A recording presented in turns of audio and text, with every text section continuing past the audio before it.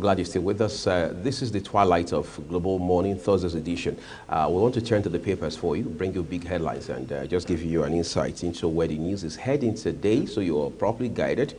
And we hope in the end you take out time to look at these big stories for you and stay ahead of the news. So let's turn to the papers quickly and see what big stories we can find.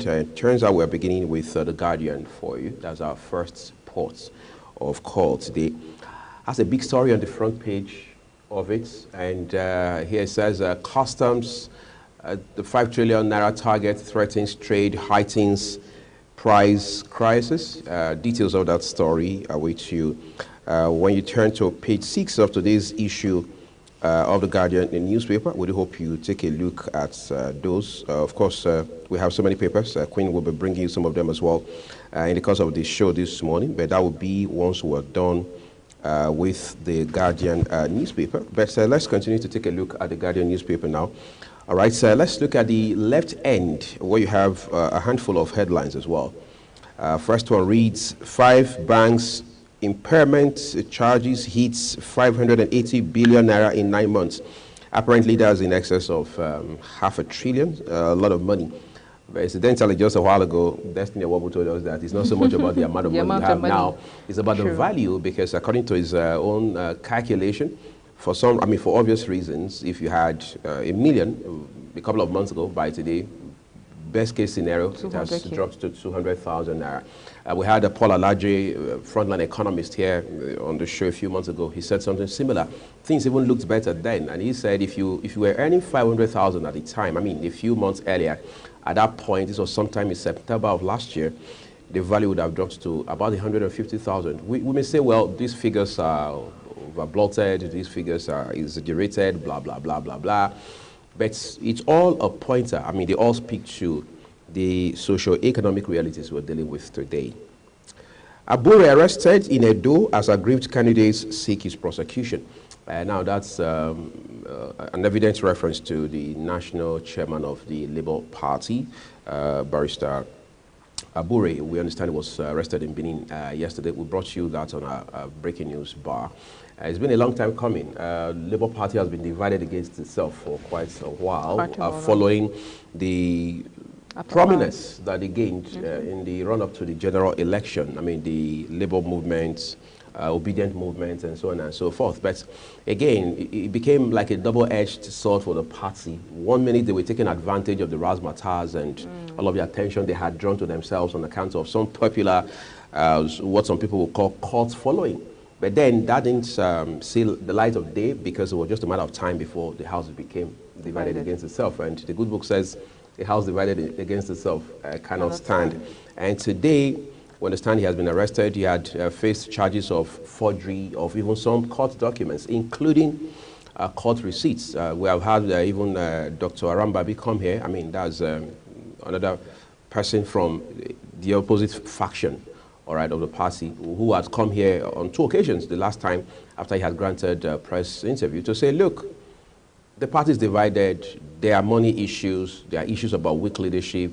And he also talked about how, according to him, Peter Obi, who is the de facto leader of the party, seems to be taking side with Mr. Abure, Julius Abure. But that said, it is now a matter of the law, because the police have arrested him. Who knows, going forward, there's a pretty good chance he'll be prosecuted, the case will be escalated, he'll be charged in court, and we'll see where that leads. But it's again a pointer to the fact that political parties must find ways to re-engineer their internal mechanism, because if you can't deal with party issues, or what they call internal party crisis, I'm not so sure how much such a party can produce robust, vibrant, forward-thinking candidates. And Edo State and Ondo States just come to mind readily, because you have an election in Edo State on the 21st of September that will determine who becomes the governor after Governor Obaseki. There's a follow-up, I'm sure, around November that will be in Ondo State, and so on and so forth. But it's not just about election, which is the ritual. It's also about the processes that lead up to that point. Yeah. Borno engages monarchs on reintegration of repentant terrorists. Nothing is more controversial than that conversation. But then, let's not drag it more than necessary. We'll turn to the Punch now. Queen has a handful of headlines for us from there. Okay, so on the Punch, just above the nameplate of the Punch newspaper, we have Senate rejects electricity tariff hike, probes 2 trillion naira subsidy. You find that on page 24 of the Punch newspaper. And also we have 50th anniversary. Punch holds exhibition to showcase iconic photos. Bank sell $172 million as CBN, EFCC battle currency speculators. Experts for NAFEM intraday rates. And then the big story on the Punch, TUC, NLC split as DSS wants labor against planned protests.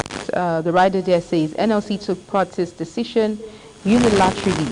TUC alleges vows to stay away from demonstration. And also Ajaero accuses DSS of blackmail.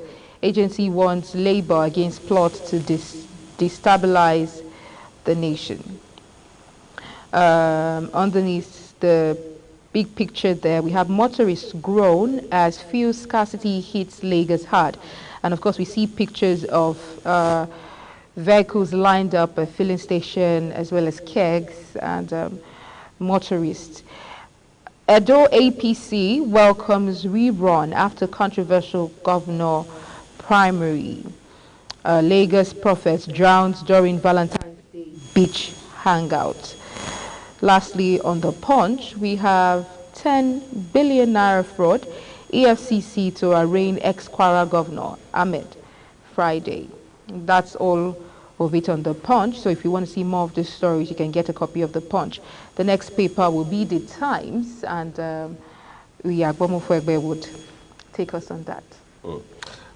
This just shoots us a bit beyond the shores of Nigeria. This is the London Times, right? Two big headlines here. Of course, there's a picture of the Prime Minister, Rishi Sunak, there, and then, of course, the now recuperating King Charles III, both of them exchanging a laugh, apparently coming from exchange of pleasantries. But just beneath the name mast, it reads, could the 5-day diet save your life? And then chaos in the Commons as ministers round on biased speaker. Respect the menopause or be sued, firms told. New rules list symptoms as potential disability. And lastly, all's well when pupils act out Shakespeare. You can find all of that on the Times this morning. I'm just going to follow through with the Nigerian Tribune quickly. Above the nameplate, Senate to FG, don't increase electricity tariff. Of course, that's a no-brainer because it's just like adding fuel to fire. All right, what's more, lift sanctions on Niger, Mali, Burkina Faso, Gowon tells ECOWAS. FG says to begin direct cash transfer to 15 million. 15, and some reports say 12, but we'll see how it turns out. 15 million Nigerians, large number. Star Story says Naira crisis. EFCC raids Bureau de Change operators in Abuja, Ibadan, Kano. Labour Party chairman Abure arrested in Edo. Emefiele threatens to sue Akpabio for 25 billion naira over alleged defamation. Arrest anyone planning to use our protest to cause crisis. NLC charges DSS. I think this is what we'll leave with the papers, but it's not until we just quickly, for 1 minute, establish the fact that people have the right to protest everywhere in the world. Now, depending on what the intention is, the DSS can say, okay, well, has the organized labor, as it were, obtained the necessary permits, all right, or approval to protest? Because we understand every time there's a planned protest or demonstration like this, the organized labor knows better. It will normally write to the police, write to the DSS to obtain approval to do so. If they've done that, I mean, we're seeing pockets of protests on account of the hardship that the country is facing, whether it's in Niger State, in Kano, in Sokoto, the least, I mean, the most recent of them being Ibadan, or your state, for example. So the thing is, if DSS is urging labor to sheath their sword, to say you have to step back a little, I mean, step on your brakes with regards to this planned 2-day warning strike, it's okay. But hopefully the DSS is not trying to box the organized labor into corner, because you see that's where the rule of law becomes a very topical issue, and I hope both the federal government and Labour just Labour find some comes common to grounds, all right? common Meet in the ground, middle, as they say, some points. All right. It's a full cycle on the program. We want to say a big thank you to you for investing a part of your morning with us here on the show, and Queen as well, who has been busy all day preparing for Business Point, which is at top of the, okay, that's going to be actually at 11 West Africa time, but at top of the hour, Anthony Mamadou will be here with Talk Sport. Many thanks. Do remember that all the views of our guests are their opinions, none of Global Television. We wish you the best of the day ahead.